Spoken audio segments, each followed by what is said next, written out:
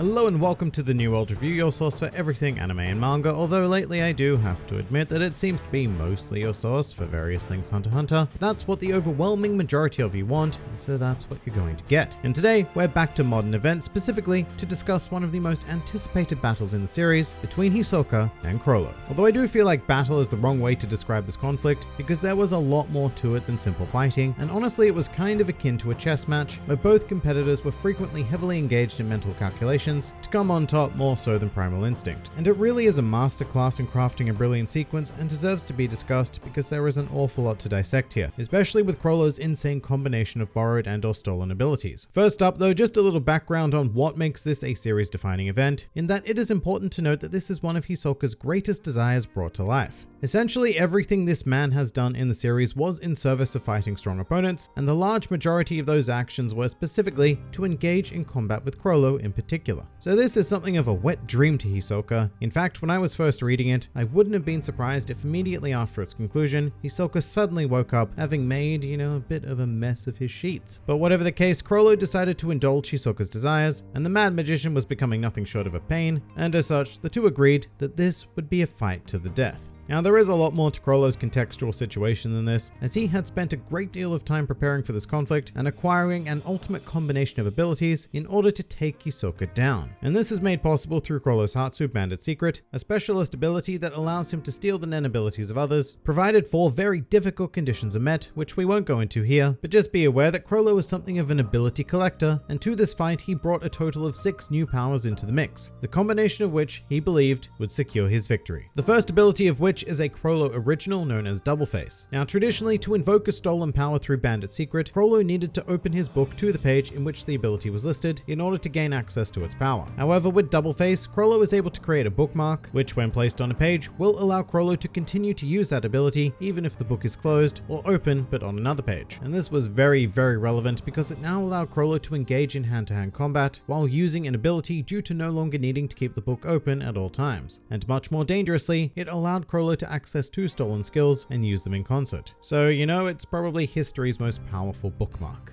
Next up, Chrollo also acquired 2 abilities from his very own members of the Phantom Troop, one of which is Black Voice, provided by Shalnark. This is a stock standard manipulation ability that allows its user to control the minds and actions of a target by inserting an antenna into them and providing them with orders. Then we also have Gallery Fake, an ability owned by Cortopi, which gives the user the power to touch an object with their left hand and replicate it with their right hand. These objects remain in existence for 24 hours before disappearing. However, the user is also able to track the movements of said objects for the duration of that time. Also, very importantly, Gallery Fake cannot be used to replicate living things, or it can, sort of, but if a copy is made of a living thing, then that copy will come into existence as a corpse. During his prep time though, Chrollo stole a further 3 abilities from primarily unknown users, one of which was Order Stamp. This power is a combination of conjuration and manipulation in which its user generates a physical stamp, and when a puppet is marked with the stamp, it allows the user to control them, although it does come with the limitation that to be considered a puppet, the object must be both lifeless and have a head. Quite notably, due to the beliefs of Order Stamp's original user, corpses are not considered puppets. However, Chrollo would prove to creatively circumvent that restriction.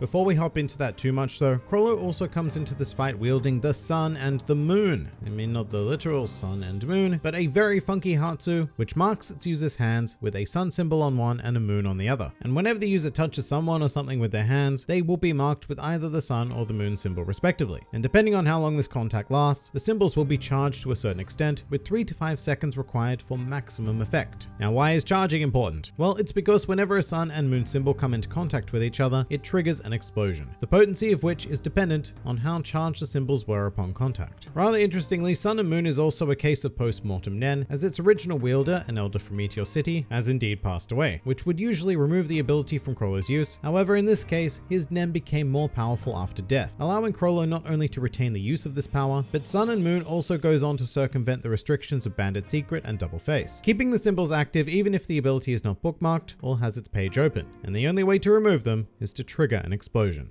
And finally, for this ability dump, we have Convert Hands, which like Sun and Moon, produce marks on Chrollo's hands, although in this case, it is his palms. And this is quite a cool power, as when Chrollo touches someone with his right hand, it will result in them taking on Chrollo's appearance, whilst if he touches someone with the left hand, then he will take on their likeness. And of course, touching someone with both hands pretty much means that their appearances will be swapped. So it's a very fine ability for stealth and sowing confusion amongst a crowd, although it must be said that only the ability user will retain the arrow marks on their hands, which is more or less the only way to spot them outside of general personality traits. Alright, so apologies for dumping you with a whole ton of Nen exposition, but an understanding of Chrollo's 6 abilities, or I guess 7 if we include Bandit Secret, is absolutely essential for this fight. In the meantime, our other contender Hisoka has just been waiting here patiently, like the wonderful chap he is, and to this conflict he brings nothing new to the table. It's pretty much just bungee gum for days, but to be fair, when you wield the powers of both rubber and gum, what else would you really need? Well, we're probably about to find out. So immediately after the match commenced, Chrollo invoked Black Voice by sticking an antenna into the match judge and manipulating him into attacking Hisoka. And something that I didn't mention in Black Voice's description is that the user has a maximum of 2 antennae, and Chrollo strategically used this to convince Hisoka that his original plan was to pin him down with the judge and stick the second antenna into him, thus instantly winning the conflict by virtue of being able to control Hisoka himself. This was but an elaborate feint though, allowing Chrollo to land some physical blows against Hisoka, but the first phase of this conflict would end with the judge mysteriously exploding right in Hisoka's face, a blast that he barely managed to escape by using bungee gum. But of course, we all know what caused that explosion, and this was the first instance of Chrollo demonstrating how he can form some pretty crazy combinations of his abilities, as he marked the judge's body with both a sun and a moon symbol, and then used Black Voice to force the judge to trigger the explosion himself, essentially turning the judge into a suicide bomber that could go off at Chrollo's sole discretion. And while this effort was unsuccessful in killing Hisoka, it did lead directly to the next phase of Chrollo's plan, in which he invoked Gallery Fake to copy the body of the judge, and then used Order Stamp on the new corpse to control it like a puppet. Now you probably remember me saying that due to the mindset of Order Stamp's original user, a corpse did not qualify as a puppet. However, Chrollo circumvented that, as apparently a Nen copy of a corpse fits into this technical grey area in which it can be considered a puppet. And Chrollo mostly did this as a simple display of power, essentially giving Hisoka a detailed lecture of his abilities before jumping into full force and using the mighty crowd of Heaven's Arena to his advantage by controlling someone with Black Voice, then using Convert Hands to take on the appearance of a random spectator and disappear into a crowd of thoroughly terrified but captivated individuals, many of which were scurrying to escape potential death. And in this moment, Hisoka began to realize the predicament he was in. Chrollo's strategy was incredibly problematic for him because he had to be wary of getting too close to him in case he had a second antenna free for Black Voice. However, if Hisoka were to keep his distance, then Chrollo was completely free to enact his maddening combination of powers, which swiftly came to fruition actually, as Chrollo used the combination of Gallery Fake and Order Stamp en masse to create copies/puppets of various audience members and commanded them to attack Hisoka. Meanwhile, Chrollo used this as a distraction so that he could get in some guaranteed hits on Hisoka, causing the magician to, well, let's just say that Hisoka was thoroughly enjoying himself at this point in the battle. And while Hisoka did creatively use bungee gum to decapitate the puppets with the head of a former puppet, he was also smart enough to realize that defeating all of the puppets would allow Chrollo to deactivate Order Stamp and initiate Gallery Fake once again to create a new army of puppets, thus keeping Hisoka in an infinite loop of problems until he would potentially eventually run out of stamina and be overcome by Chrollo and his army. And so Hisoka went about putting a plan into motion for singling out Chrollo, also using the audience of Heaven's Arena to his advantage, in conjunction with bungee gum to turn them into something resembling human bullets in order to pin Chrollo down. However, Hisoka was caught off guard again when the Chrollo he had caught turned out to be an audience member who had been made to look like him with Convert Hands and who was being controlled by Black Voice. Hisoka also came to further realize the gravity of his situation in that the copies created by Gallery Fake were not disappearing, despite having been decapitated, which only removed the effects of Order Stamp. But the real problem was that all of these copies were also marked by Sun and Moon, and with this, Hisoka deduced that Chrollo's ultimate attack would be a rush of puppets, all detonating upon him in unison. However, even before that, Hisoka would be outplayed by Chrollo, who detonated a body that belonged to the head that Hisoka was swinging around like some sort of bungee gum mace. But this action would blow off one of Hisoka's hands, but more importantly, removing the bungee gum that he had affixed to the ceiling of the arena for an emergency escape. So without the use of his left hand, Hisoka was forced to use bungee gum primarily with his feet, but from here on out,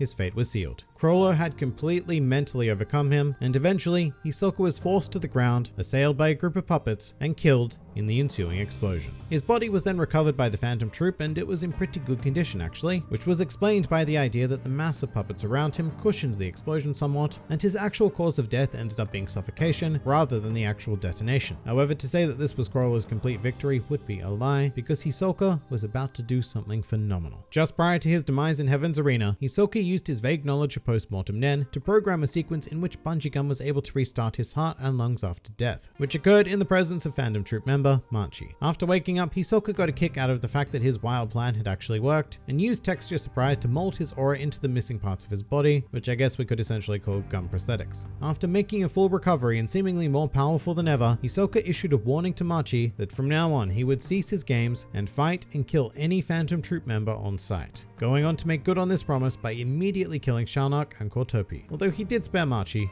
for now. But the deaths of Shalnak and Cortopi are extremely relevant to this discussion because Black Voice and Gallery Fake, abilities that were previously owned by the two of them, were absolutely integral to Chrollo's ideal conditions to face Hisoka. And with the two of them dead, assumedly, Chrollo has lost the use of those abilities. Although I guess I should say that it is currently unknown if those abilities vanished from his grasp or not, because just like the Elder from Meteor City, they may have been subject to post-mortem Nen, very maybe. But in any case, as it stands, this fight is not over, and currently the entirety of the remaining Phantom Troop are on the hunt for Hisoka as part of the Succession War arc.